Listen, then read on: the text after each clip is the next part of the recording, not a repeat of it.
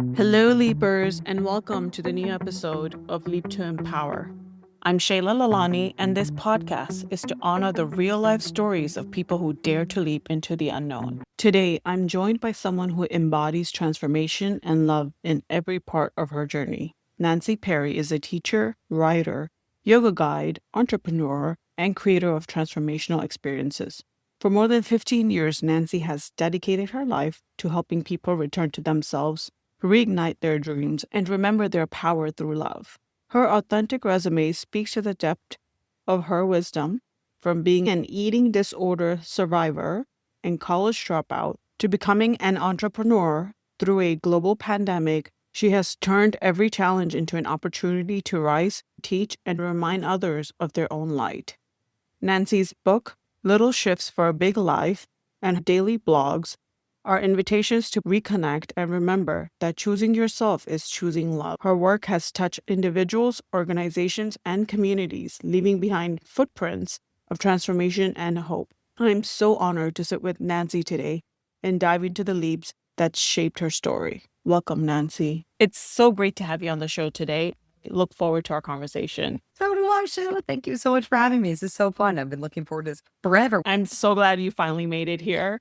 So let's get started. Tell me, who is Nancy and what kind of leaps has she been through to get to where she is today? Wow, that is such a good and such a big question. That's like the eternal question. And I guess I'll answer that in two ways. So who is Nancy? One is, well, who I'm not and who all of us aren't is I'm not my past. I'm not my personality. Neither are you. And that truth, when we look at who we are, is the thing that helps us leap. And thing that kept me from leaping for so long. I feel like that's what transformed my life so much was the discovery that I could make a big leap and I could take control of my own life and I could like actually enjoy being alive, was the fact that I couldn't leap for so long. And I, as a young person, so child, teenager, which was like, could be good, could be annoying, depended on the day, right? I thought I was my past. I also thought I was my body. I inferred along the way that all of those things, my personality, my past, and my body, if I could try to control and fix and manage those things, then I could maybe somehow be happy. But unfortunately, you can't really control, fix, or even change any of those things. You can allow them to evolve and transform. But the more we try to fix them, the more we lock them in place. So all that to say, who I am now is a woman who evolved from a young girl who had deep sense of possibility and purpose. I remember we were so close with my cousins growing up. They lived in the DC area. My cousin JB, shout out if you're ever listening to this. He was like my bestie.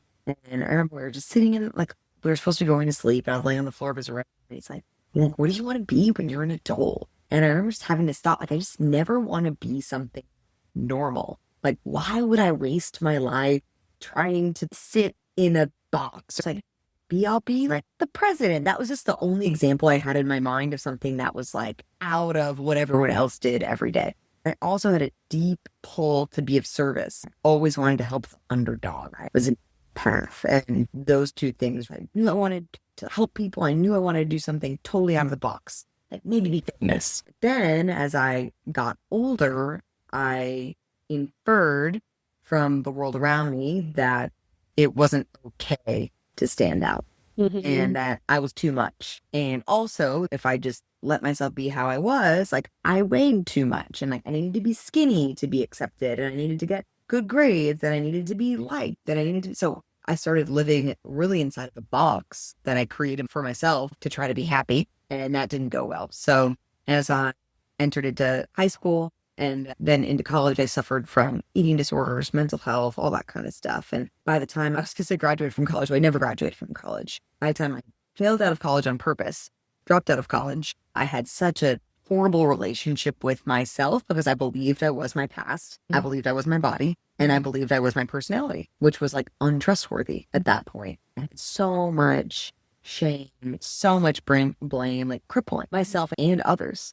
That experience really limited what was possible for me in my early 20s. And that's finally when a friend of mine was like, hey, you got to come to yoga with me. And that one choice like changed everything. And I realized I'm not my personality. I'm not my past. I'm not my body. All of those things can help inform who I want to be. And they're amazing resources and tools, but they're not who I am. I am a completely limitless being. So you say, who am I? So if I want to answer the question, who am I? It's like Nancy, like the lower personality, lowercase s. Then there's like that capital S self, and that's who I am. It's who you are. That's who we all are. Wow, that's beautiful, Nancy. I don't think anybody's ever put it this way. I love it. I am not my body. I am not my personality. I am limitless. So you mentioned that this person talked to you about yoga. Yes. And so tell me more. How did that leap go? At this point, I am 20 years old. I'm working in Chili's in West Philadelphia. So I went to Drexel University and dropped out, like I said, and I still lived down there. I was living with my friends, and it's like horrible season of my life. Horrible. Just like abusing my body, overeating, overdrinking. I was like so far from that little girl who was just total athlete, total possibility. I'm just like so disconnected from myself and struggling because of that. Because that's when we all struggle, when we're disconnected from who we really are. So deep struggle, deep struggle. Friend of mine, Tanya, shout out to Tanya, she had been through a lot. Also had navigated some similar challenges when it comes to body image. And she was like, you got to come to yoga with me. It's going to change your life. So I was like, all right, fine, whatever, I'll go. So the night before, I was out until like 2 or 3 in the morning doing Lord knows what. I set my alarm and it went off. I was like, oh my God, I can't believe I'm going to go. I went at like 6 in the morning with her. I was like, it's hot, sweaty thing. And I went, and on the other side, my heart was beating so fast. It was like the hardest hour of my life. I'd been so disconnected from my body at that point. I was easily 30, 40 pounds heavier than I am right now. For anyone listening, I'm only 5 feet some and change. So it's a lot of weight on my frame. And I was so out of shape, and mentally, spiritually, emotionally, physically. But at the end of that class, I was like, what was that? I've never experienced anything so awakening, right, on every level. And though I still wasn't ready, it was so powerful for me, but I was not in a place where I could commit to something that powerful. So it wasn't until a few years, I kind of dabbled, kind of went back and forth. And maybe 2 years later, it was 2 years later, that I had hit an emotional rock bottom. That day, I was like, I'm going to yoga. I need it. And then I never stopped going after that. And there's like the day that I first went, and then there's like the day that I decided this is what I'm doing 2 years later. I was 22 and now I'm 40. But that changed the trajectory of my life. Okay, so you decided that you were going to do yoga as part of your practice at that moment. And then what led you to become an entrepreneur? Great question. So I was living in Philadelphia at the time, like I said, and my now husband, Justin, shout out to Justin. We have a hashtag for him. It's called hashtag thanks Justin. And Justin's just the best. Big wouldn't exist without him. So we met right before I hit that rock bottom. So lucky him. And we started dating. He's a musician. He had moved up to Philadelphia to be in a band. I was based out of Philly from Texas. So he's from Houston, which is how we ended up here. And he left for tour, and I was devastated. He was gone so much. And my identity was also very wrapped up in that relationship. Oh, that's another thing. Maybe I'm this. Maybe I'm this. Well, attached to this. So he had left. We had a big fight. So the next day I was like, I'm going to yoga. By the time he came back from tour a few months later, like my life had totally changed. And this was like, this is like the dawn of the iPhone. There's no FaceTime. There's like, people aren't doing that. Maybe Skype was around. I can't really remember. But when he came home, I looked different. I was different. He's like, what are you doing? So he started coming over with me. And this practice and getting in our bodies and it was just really the practice of getting in our bodies and getting present opened up a lot of possibilities. So he ended up deciding to make a career change and leave the band that he was in. So we decided to move back to Houston. And when I moved to Houston, there was not the community that had changed my life that I had in Philadelphia. It's like the two things I was like, where's my yoga studio? And where am I going to get my hair done? Because I had an adorable little pixie cut at the time. I had to find the right person. So when there just wasn't the community, in addition to being in my body and getting present, it's like what changed my life. So long story short, I was a victim about it for a while, blaming Justin, blaming Houston, until finally a friend of mine. So in the meantime, and before I made the decision to open a studio, I've been teaching at a bunch of different studios. I got lucky enough. I did my teacher training right before I moved here, but I experienced myself as a total flake, a total failure based on my past. I failed out of school. I wasn't reliable. I lied to people. I lied to myself. I didn't think I knew enough. I thought I was bad with money. I had every reason ever not to open a business and create the thing that I needed and I knew other people needed as well. So a friend of mine, I had been asked to be a Lululemon ambassador during this process, and she worked for Lululemon, and we were out to breakfast one day, and I mentioned Lululemon because their culture is very rooted in a vision and goals work. And she said, Nancy, if you had to give a speech to high school students today and tell them one thing, what would you say? And it came right out. And I said, fear is going to try to stop you. Go anyways. I was like, well, darn it. Talking to myself. Talking to myself, which we always are, right? Yes. If the only thing that's stopping me is fear, I've got to do it. It was such a big leap of faith. It was such a huge leap. Yeah. And I just decided to do it. So people started saying, so what are you up to? I was like, opening a yoga studio. And just, we were talking about the power of our word before we started the podcast, just starting to say that. My friend said, okay, well, do you need to find a space? I was like, I need to start somewhere. Yeah. So let's look for a space. And once we found a space, took out a personal loan. Then I got together with my business partner, Laura, and there was just the decision. We just said, okay, let's do it. And at that point, I also had nothing to lose. So 27 years old, not married, no kids. And it was just like, okay, I can leap into this.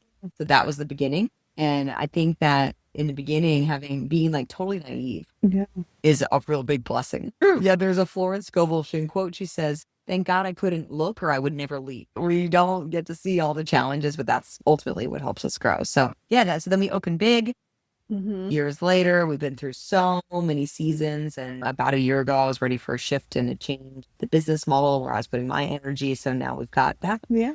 So inspiring, Nancy. I do want to go back a little bit regarding your leap about this disconnect that you had. And I know many of us face that disconnect with ourselves. Yes. Because if we face it with ourselves, we face it with everybody in life. What can you say to them to empower themselves for that connection? For you, it was yoga. Totally. So I think the most important part of connection is reconnection, right? So it's having just an awareness of, oh, I'm just disconnected, right? And just being kind and compassionate with yourself and then being able to come back to the truth and give yourself permission to start fresh. You have to be able to forgive yourself and forgive other people. I'm right here. That is the past.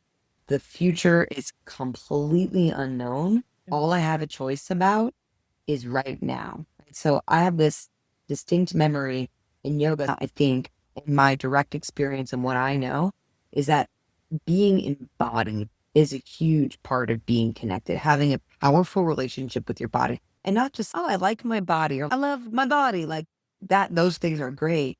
And it's being able to really understand your body as the communicator that it is.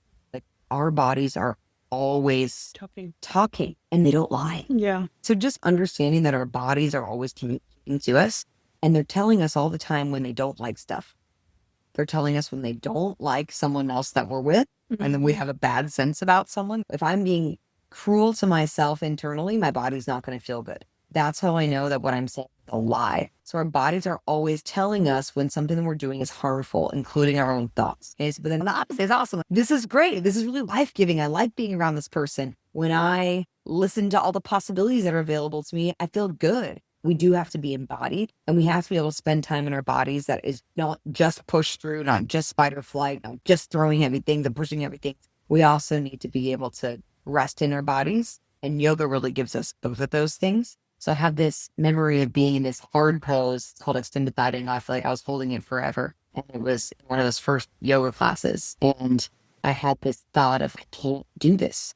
I can't. Like it was that loud and it was factual. But I was like, but wait a second, I'm doing it. But my mind is saying I can't. And that was the first moment that I was like, my mind isn't always telling me the truth. I don't have to believe it. And in that moment, I forgave like my whole past. And it took some work from there. Yeah. I was like, I'm not a failure. Just because my mind says that doesn't mean it's true. And then from there, I was able to be like, okay, well, what choice do I want to make now? So I re-enrolled in school. I started thinking about what I wanted to do, or did I want, you know what? And then I was able to be successful in school because I realized I could give myself a fresh start. I wasn't my past. I wasn't hooked by those old behaviors anymore. Of course, that was a process, but yeah, so reconnection is connecting to the truth of who you are. So go back to like, you asked me, who am I? That capital S self. And we are all that capital S self. So it's taking responsibility for it. It takes a lot of work to forgive yourself and to want to grow. Yeah. And you talked about the victimhood also. How did that play for you? Oh, man. So one of my teacher's quotes, I just shared about it the other day on social media, was that victims' power is their powerlessness. So I had felt like such a victim. Like I was a victim of all the people that taught me that I was my body. I was a victim of our patriarchal culture where men get to be however they want and women have to be skinny and pretty. And I'm a victim of my parents. I'm a victim of my relationship. People don't give me what I want. I'm a victim at the place that I work and they won't let me succeed. But looking back, I'm like, oh, that's because I was looking for a sense of power. Entity. Yes, identity. And our true power comes from our creativity. Yep. So once I finally felt like, oh, I just want to take responsibility for All my life. vulnerability. 100%. You were talking about the power of the mind versus what your body can do. I can tell you that when I came to big yoga first, right? My mind said, what is this? It was my mind saying, get out of here. I don't want to feel any of this.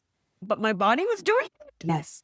And that makes a lot of sense. So I had to go outside, take like a 5-minute check out, and then come back in and be like, I can do this. I'm going to survive this class. And it was my mind trying to resist all these emotions that my body was going through. That's right. I don't know if you're the same way, but I was not taught to accept it all. I felt like feeling bad, shut down, keep it together, don't cry, be on point. So the idea of, oh yeah, I should accept and welcome everything I feel. It's like, no, sensations, shut it down. Mm-hmm. Or sensations equals fear. Exactly. It's like, oh my God, what's happening? Why is this hurting? Why is my nervous system like acting like this? Right? Yeah. It's fear. It's like the unknown fear of what's going to happen after I feel this. That's right. So what I also often say is if anything feels hard, it's just because it's a new sensation. Yes. So I'm like, oh my God, this is so scary. This is so hard. Yes. So how can I give myself some grace and some compassion? And those are the ways that you reconnect to yourself again and again and again. Grace, compassion, be vulnerable with yourself, forgiveness, fresh start. Also humor, super important. You have to be able to laugh at yourself. Yep. Agreed. And aren't you glad looking back that you, well, not that you went through this, but the challenges and the leaps that you took to where you are today? 100%. Yeah. Yeah. Every single challenge that I've been through, there's many of them, like ones we were talking about earlier. Like I would never want to go through that again. Yep. And I would never want anyone to take it from me. Like I would never change. I would never want to trade who I've become as a result of the challenge. Probably wouldn't have gone through those challenges with so much grace if you didn't have that moment, that present moment in your life. 100%. Where yoga changed everything for you. Totally. And so is that when you took the leap towards yoga and fitness? Because if you know Nancy Perry, when she walks in a room, you cannot not notice her. Oh, they're so kind. Nancy has this energy with her. She just has this aura. And I feel like she's changed many people's lives. I know you wrote a book. That was a huge leap. How did it go after you got into big? So it's funny when you say getting into like yoga and fitness. And like, yeah, I like to exercise, but I don't consider myself a fitness person at all. Like I consider myself like a yoga, personal development, spirituality person. Where fitness is a big part of my life. Very well put together. Because being embodied is such a big part of my life. And back when I had lost connection with myself, it wasn't, but now it is. But anyhow, so when we opened big, what was so important to me is to create a space where people could be in community. Yes. And learn about themselves and transform. Yes. That community was huge. The big community was huge. So yoga opened up that like personal development / spirituality. And that became just a huge part of what we did at big. Right. So all of our classes were interwoven with these opportunities to look at your life in a different way. Because how you are in one place, everywhere how you are on that. That's the point of having an embodied practice. So our goal at Big, our mission was to empower as many people as possible to live their biggest lives possible. So we've had all different sorts of programs and challenges and classes and personal development things. So eventually I started writing every day. It just became a huge part of it. I love, that's a cool way to look at it. Like I love epiphanies. Exactly. I love those epiphanies. And getting to share those in class was something I just lived for. So I just started writing them down and collecting them. And then I'm a huge fan of Seth Godin, and he writes a daily blog, and I just love his work. And I was like, I would love to do something like that. So I just started doing it.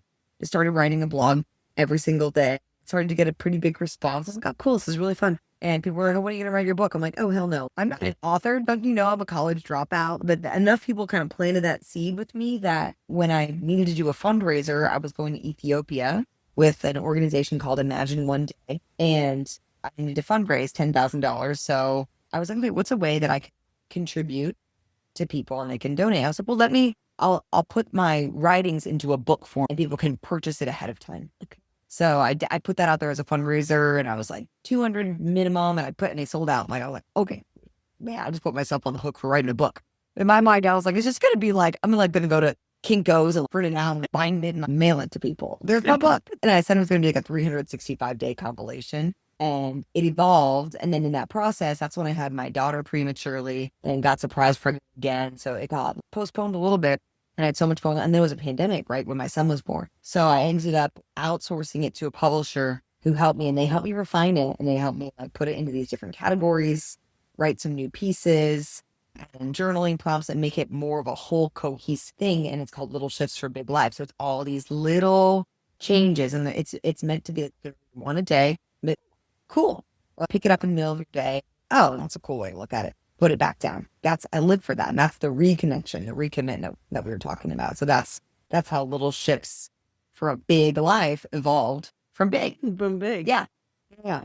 Oh, that was pretty cool. Little Shifts for Big Life. Very inspiring. Thanks. So it's a much. Great New Year's gift or a Christmas gift for anybody. Absolutely. It's a great gift because it's not all you have to read all the way through type book. Yep. And it's also a really fun book club book to do with friends. I've heard friends that have done it. So you mentioned empower. So tell me a little bit about empowerment, right? What does empowerment mean to you? And how did you lead through the whole financial empowerment aspect? Yeah. So for me, empowerment is like agency, right? It's like, I know what I want and I can do it. Like having that faith in myself is empowerment, and supporting other people and finding that faith in themselves.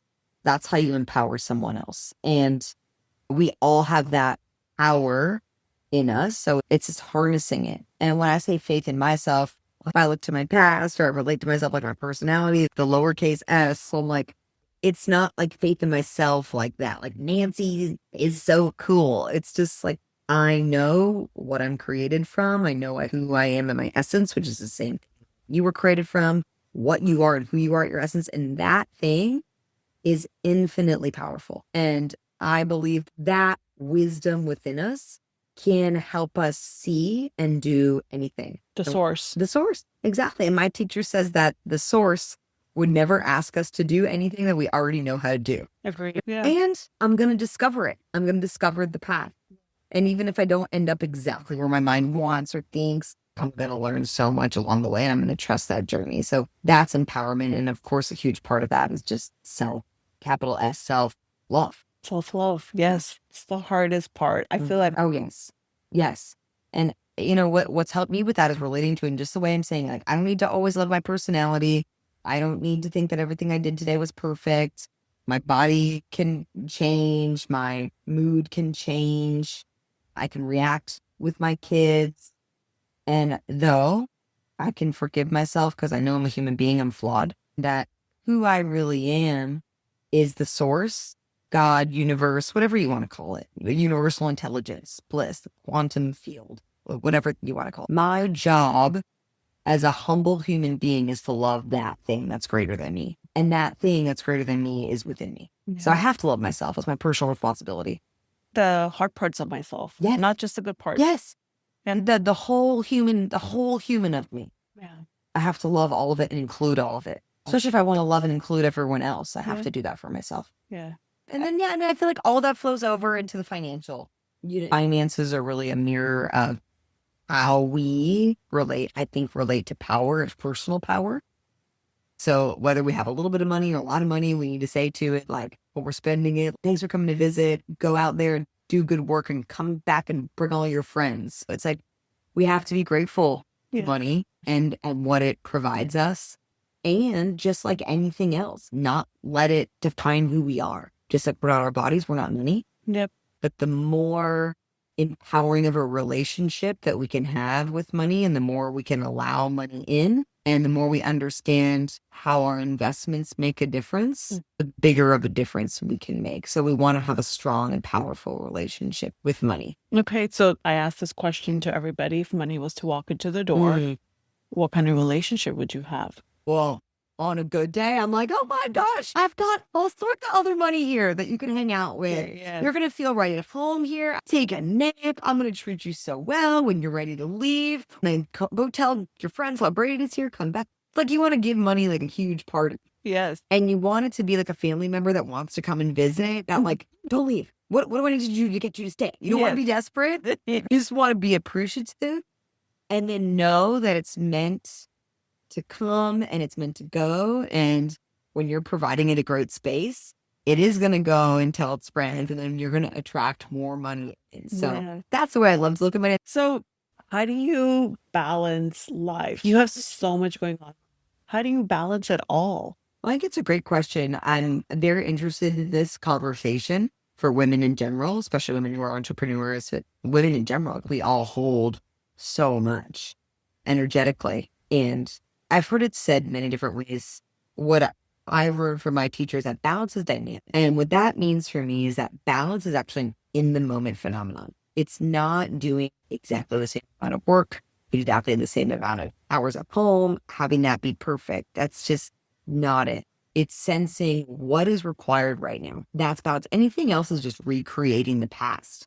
So I'm always listening for where's my energy most needed in the moment, and giving myself permission to know I'm going to hold multiple things that are important to me. My marriage, kids, my work, friendships, my health, the things I do for fun, my hobbies. And really the ultimate thing that's most important is honoring the source is the highest and most important. And then it's like taking care of my family and contributing to others. And that is work is a part of it, right? So there's no separation. So I feel like balance implies that there's a separation. I'm very blessed. I'll bring, like, my daughter will come to work with me all day on Saturday, and she'll check people in the studio, and she's like doing yoga and learning all of that. But like tonight I need to work late, and my kids don't love that. But then another day they'll be able just to take off randomly and pick them up from school early and go do something fun. So it's all about being present in that moment and energy. Your balance in that moment. Yes, because otherwise I'll just get too stressed, because my mind, I can be a very rigid person. I'm like, I gotta do X, Y, Z, has to fall on the plan, and then I'll beat myself up if I don't. And life feels a lot better when I let it be a dynamic spinning thing, that top that you spin. When the spin is going, that's balance. It's just keeping everything spinning. It's balance. Great way to put it. So I know as now you're working with something called Valor, and that itself was a big leap for you. What made you take that leap? Well, I'll say there's a few reasons, and they all aligned, which is what made it a clear choice. One of them is I'm a big proponent of this idea that there's a psychologist named Gay Hendricks. He coined this idea called the zone of genius. And we're all the most fulfilled when we're living into our zones of genius. And for me, my zone of genius is going to be teaching, leading, creating experiences, creating content, like those types of leading people through experiences, curating community, coming together. Big had, over the years, and as big as it had become, I wasn't getting to do as much of that as I wanted to do, because when you're managing a big business, you're spending a lot of time managing a big business. So lots of other people, lots of other minutia. I wasn't as fulfilled as I wanted to be, spending time with what I feel like I'm truly good at. And my way to contribute at my highest level in the world. You had evolved by then as well. Exactly. And the pandemic changed the nature of our business so much. The model before the pandemic was like fit 100 people in a room. The nature of things changed. So the model, the old yoga studio, fitness studio model, it's not sustainable. So we decided to transition to Valor. And so for me, I knew I wanted to make a shift to focus more on delivering what I love to deliver, making it smaller, making it more intimate, increasing the price, because that's how much it costs for me to do what I do, make it sustainable and make a living.